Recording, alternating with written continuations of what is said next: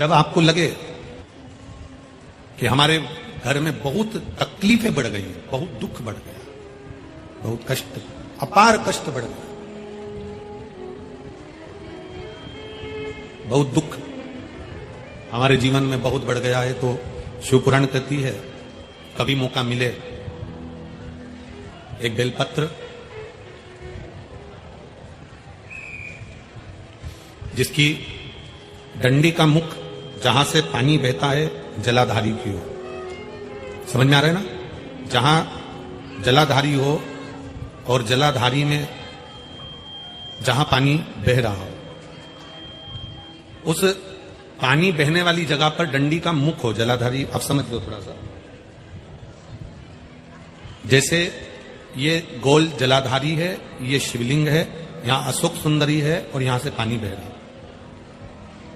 ये डंडी का जो मुख होता है,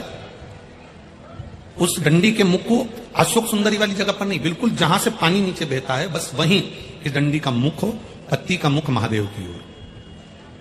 और एक बेलपत्री जिसकी डंडी आप जब शिव जी को समर्पित करें तो बीच वाली पत्ती का मुख आपकी ओर हो और डंडी का मुख पीछे की ओर, डंडी का मुख पीछे की ओर, पत्ती का मुख आपकी ओर। महाराज शिव महापुराण की कथा कहती है किसी भी 12 महीने में शिवरात्रि आती है, 12 महीने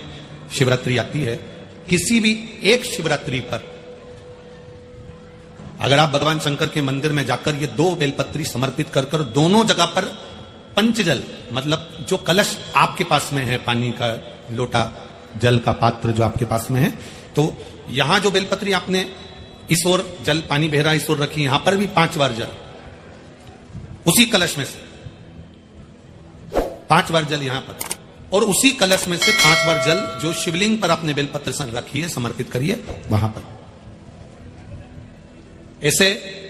5 बार इधर और 5 बार शिवलिंग पर जल समर्पित कर कर अपने जो दुख हैं, अपनी जो तकलीफ है, अपना जो कष्ट है, बहुत तकलीफें जो हमें आ रही है, जो तकलीफें हमें आ रही है, हम वो बाबा से कहकर, बाबा से प्रार्थना कर कर, अगर वो जल दोनों जगह पर एक शिवरात्रि को, 12 महीने शिवरात्रि आती है, किसी भी शिवरात्रि को हम जब जल समर्पित करें और बाबा से प्रार्थना करें तो ये निश्चित है एक शिवरात्रि पर करते हैं, अगली शिवरात्रि जब आती है तो बाबा आपके दुख को, आपके कष्ट को मिटा ही देता है, ये निश्चित। एक बेलपत्र शिवलिंग के ऊपर और एक बेलपत्र बाबा के जलाधारी के समीप, अशोक सुंदर वाली जगह पे नहीं, अशोक सुंदर वाली जगह तो बीच में रह गई, पर थोड़ा आखिरी कोना। मान लो आपका अगर विश्वास दृढ़ी है, भरोसा पक्का है, जैसे अभी आपको कथा में कहा कि मन आपने अगर शिव को दे दिया है, दिल भगवान शंकर को दे दिया है और विश्वास अगर पक्का हो गया है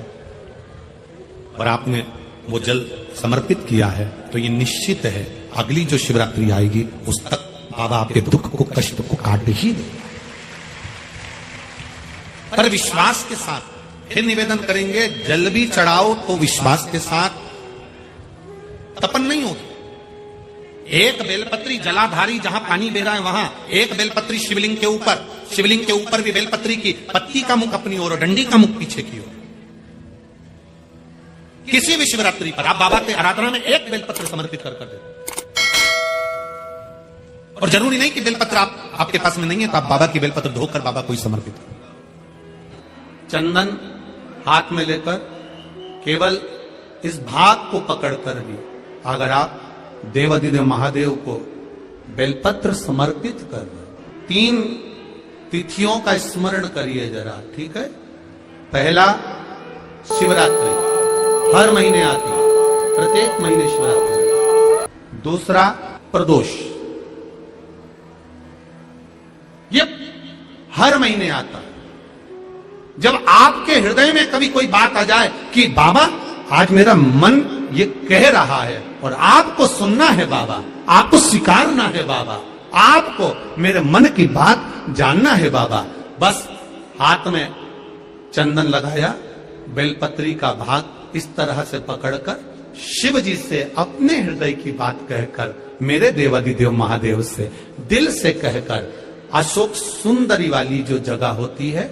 आपको बताया है अशोक सुंदरी का जो स्थान होता है, ये शिवलिंग,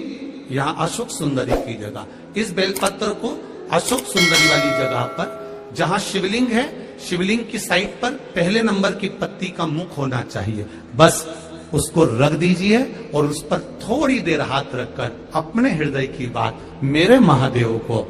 दिल से कहकर आ जाइए। अगला प्रदोष या अगली शिवरात्रि जब आती है, मेरा महादेव आपकी मनोकामना का भाव पूर्ण करता है। ये शिव तत्व है, इसको औघड़ी कहते हैं। औघड़ी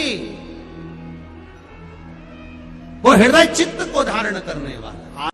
दोस्तों वीडियो पूरा देखने के लिए बहुत बहुत धन्यवाद। हम मिलते हैं आपको एक और नए वीडियो पर। हर हर महादेव।